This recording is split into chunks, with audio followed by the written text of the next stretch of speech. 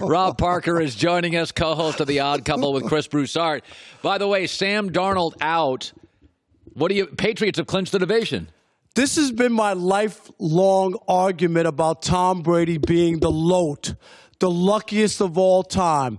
The one quarterback in the division who maybe could challenge him has mono, is going to be out for a few weeks. And you're right. The season's over. The Jets season is over. I mean, just like that. And this is what keeps happening to Tom Brady. It's the same thing with Antonio Brown, the best receiver in the league falls in your lap. Like all these good things. It doesn't mean that he's not a good player, a great player. But my goodness, everything stacks up for him. We were saying this morning in the meeting, the Dolphins and the Jets are the two teams in the league. The only two you would say season over. Yeah. And they're in New England's division. So you just look at it and you go, and the Dolphins, I mean. Well, they're you know what? They're just trying to accumulate draft picks. That's all they're trying to do. Listen, Doug Gottlieb said this an hour ago. It's true. I'm not discounting anything from Nick Saban in Alabama, but LSU, Tennessee, and Florida have been dysfunctional, and Auburn in most of his run. It matters. The bottom line is most dynasties need a break. And New England's had, and I say this as somebody who admires Belichick and Brady, to your point, it has been very, lucky is interesting. I don't love the word luck, but there is no question that Peyton Manning in the dysfunctional AFC South helped Peyton Manning get a lot of home field playoff games. There's no doubt about it. No doubt. And the same thing with the AFC least. If you go and honestly look at the teams that they've had and the situations, right. Bad owners. But it all lined up for them, and it helped them. When you only have to win 2 games to get to the Super Bowl, it's a big advantage. You're playing them at home. Yes. What do you make of that? I'm not buying that whatsoever. The Bears are telling him not to talk about the last game. How ridiculous is that? My only thing is this is the way you should handle that. I played poorly. Give the Packers credit. They improved their defense. They played really well. And we're moving on the game, too. Now, you love Green Bay. Yes. Matter of fact, in my power rankings on Fox Sports Radio, I picked the Packers as the number 1 team. And I did it because when you look at what they were able to do, this was not like a fluke win. They went out and finally improved. We've been talking about this forever, Colin. They went out and picked up some free agents. They spent money. They drafted well. They built a defense. And what did Aaron Rodgers say at the end of that game? We finally have a defense. He had to say it. By the way, Washington let him have Preston Smith. I don't get it. He is great. We predicted. Joy and I kept saying this before the season. Preston Smith, they stole him from Washington. One of their best players. They let him go. Then they get Amos, who had the big interception from Chicago, in the game. And I'm glad you brought that up because when you say, well, defensively, what are you talking about? They made a play to win the game. The Bears were driving. Yes. Right? And a former Bear, now a Packer, made the pick. I'm telling you, their defense, and they're only going to get better offensively. They got a new coach, Aaron Rodgers. He wasn't great. Wasn't terrible, but he wasn't great. He will get better. If that defense is halfway decent, I have them winning the NFC North. I don't think it. Well, I have them winning that. I don't think it's crazy they're in the NFC Championship. So now you have to at least acknowledge the Cowboys looked pretty slick. They looked pretty good. You can't acknowledge that? I can't acknowledge that. I would call that an equivalent of an NFL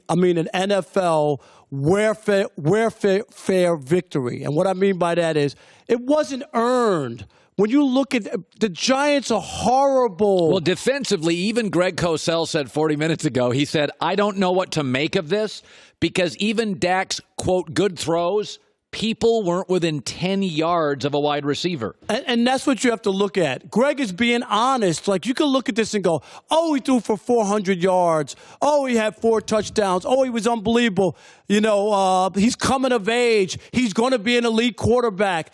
I got news for you. Last year, Ryan Fitzpatrick, who turns into a pumpkin at some point every year, had 4 400-yard games, and he played in 8 games. He had 4 400-yard games, 4 games where he threw for 4 touchdowns. And think about this. At least in those games, a couple of them, they beat the Saints, they beat the Eagles, they beat some good teams. You're talking about a bad Giants team. If you can't throw the ball to wide open receivers in those situations at home. You know, you signed Ezekiel Elliott. You had everything going for you. What game can you not do that in? That doesn't mean anything to me. All right, 2 issues. I'll get to LeBron in a second. OBJ and the watch. I don't think it's a big thing. I think it's something. I'm not a fan of distractions. It works in other sports, not the NFL. I've seen it time and time again. What do you make of Cleveland, the watch, OBJ? Well, I told before the season that the Cleveland Browns were not going to make the playoffs. I never bought into it. First-year coach putting this thing together. We talked about this, Colin. They beat one team a year ago, right, that made the playoffs or finished with a 500 record. Last 3 years, they're 1-16 against playoff teams. So I wasn't buying into the whole, they're going to the Super Bowl, look at their roster. And this is what bothers me. I agree the watch isn't the end-all, be-all, or the worst thing in the world.